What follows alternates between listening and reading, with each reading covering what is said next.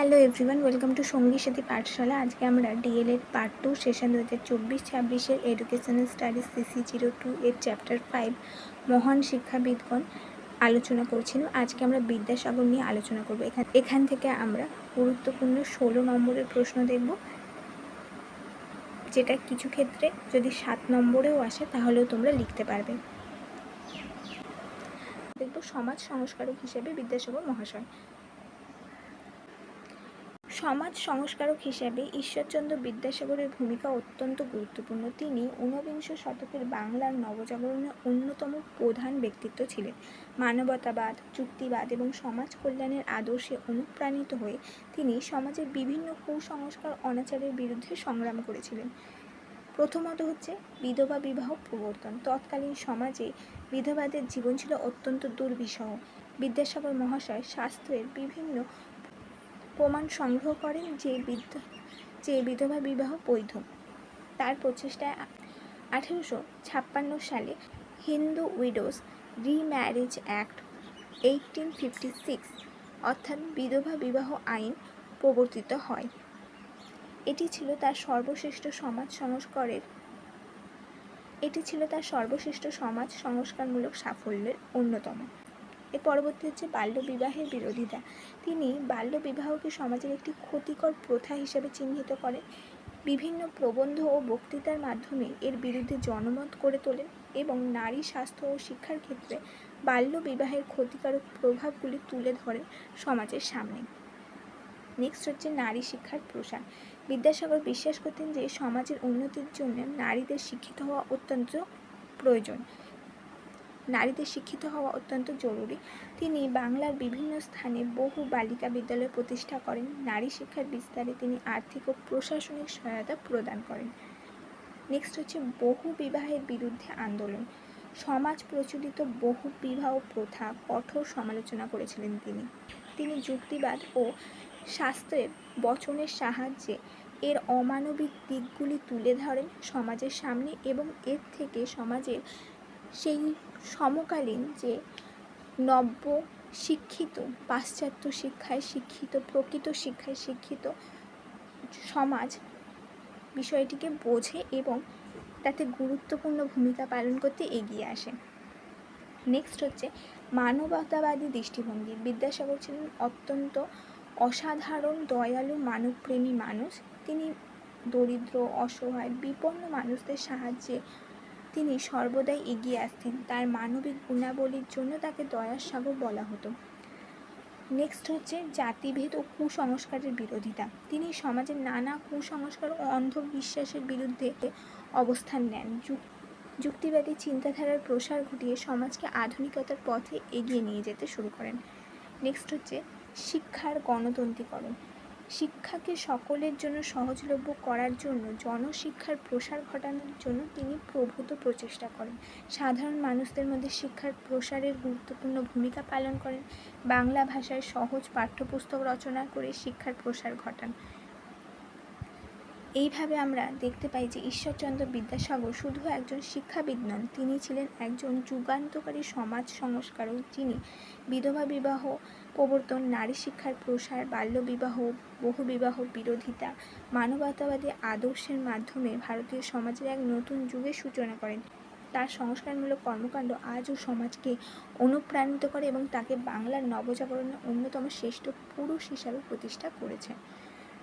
এবং আজকে যে আমাদের এই বালিকা বিদ্যালয় এবং এত শত মেয়েরা সমাজের মধ্যে শিক্ষার আলো পাচ্ছে, এগিয়ে যেতে পারছে, তার ক্ষেত্রেও বিদ্যাসাগর মহাশয়ের অবদান আমাদের স্বীকার করতেই হয়।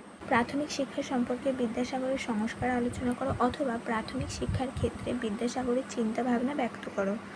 1853 খ্রিস্টাব্দের লর্ড ডালহৌসির সময় আমাদের দেশে দেশীয় ভাষা শিক্ষা সম্পর্কে তৎকালীন কাউন্সিল অফ এডুকেশন তে বিদ্যাসাগর একটি শিক্ষা পরিকল্পনা রচনা করেছিলেন। এ সম্পর্কে তিনি বলেন, বাংলা শিক্ষা ব্যবস্থার অত্যন্ত সুব্যবস্থা প্রয়োজন, তা না হলে দেশের সাধারণ জনকল্যাণ হবে না।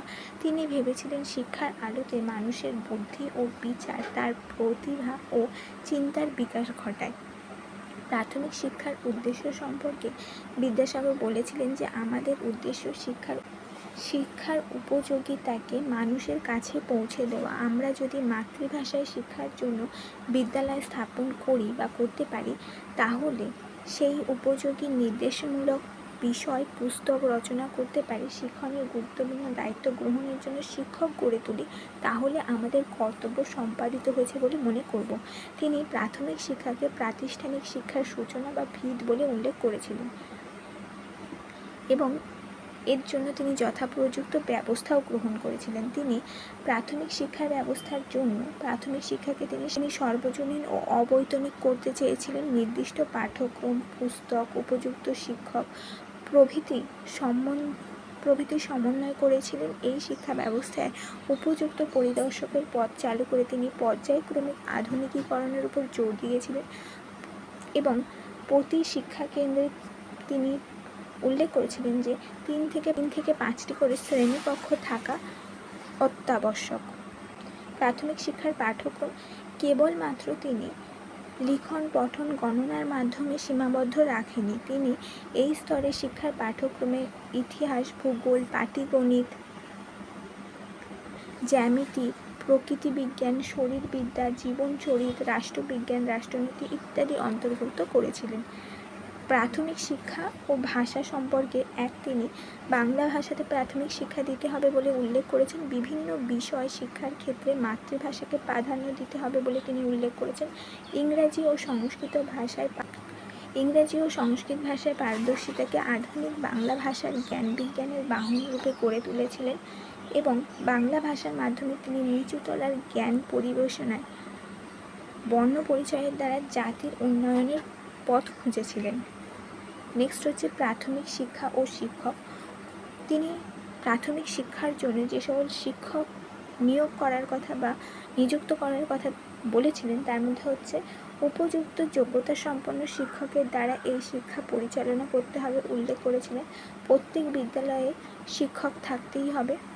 যোগ্যতা অনুসারে পণ্ডিত মশাইদের বেতন কমপক্ষে 30 থেকে 20 টাকা হওয়া উচিত। প্রত্যেক বিদ্যালয়ে মাসিক 50 টাকা বেতন পাওয়া একজন হেড পণ্ডিত নিযুক্ত করতে হবে বলে তিনি উল্লেখ করেন। একজন শিক্ষক সংস্কৃতের ওপর ভিত্তি করে বাংলা ভাষা জ্ঞানকে প্রতিষ্ঠা করবেন আর ইংরেজির মাধ্যমে দেশ বিদেশের জ্ঞান আহরণ করে নিজেকে সমৃদ্ধ করে তুলবেন এবং তবেই শিক্ষার চূড়ান্ত লক্ষ্যে পৌঁছানো যাবে এবং সেই জ্ঞান শিক্ষার্থীদের মধ্যে সঞ্চারিত হবে। বিদ্যালয় ও প্রাথমিক শিক্ষা সম্পর্কে তিনি বলেছিলেন যে প্রাথমিক শিক্ষার জন্য জেলাভিত্তিক বিদ্যালয় স্থাপন করতে হবে। নগর গ্রামে যেখানে এই বিদ্যালয় স্থাপিত হবে তার কাছাকাছি যেন ইংরেজি স্কুল না থাকে। বিদ্যালয়ের প্রাথমিক শিক্ষাকে তিনি সর্বজনীন করতে হবে বলে উল্লেখ করেছিলেন। প্রাথমিক শিক্ষাকে তিনি অবৈতনিক করতে হবে বলে উল্লেখ করেন। সেই সাথে বিদ্যালয়ের প্রত্যেককে শ্রেণীতে পরীক্ষা নেওয়ার জন্য শ্রেণী পরীক্ষা চালু করার বিষয়টিও উল্লেখ করেন।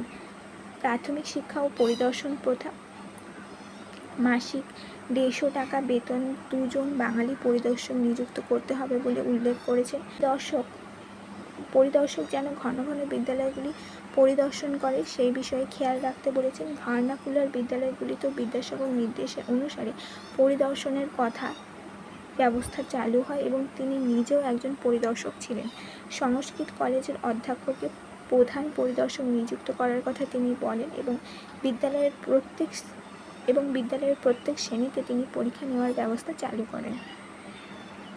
এবং প্রাথমিক শিক্ষার ক্ষেত্রে তার অন্যান্য সংস্কারগুলি হলো 1855 খ্রিস্টাব্দে প্রাথমিক শিক্ষার শিক্ষক প্রশিক্ষণের জন্য তিনি একটি নর্মাল স্কুল বা শিক্ষক প্রশিক্ষণ কেন্দ্র স্থাপন করেন।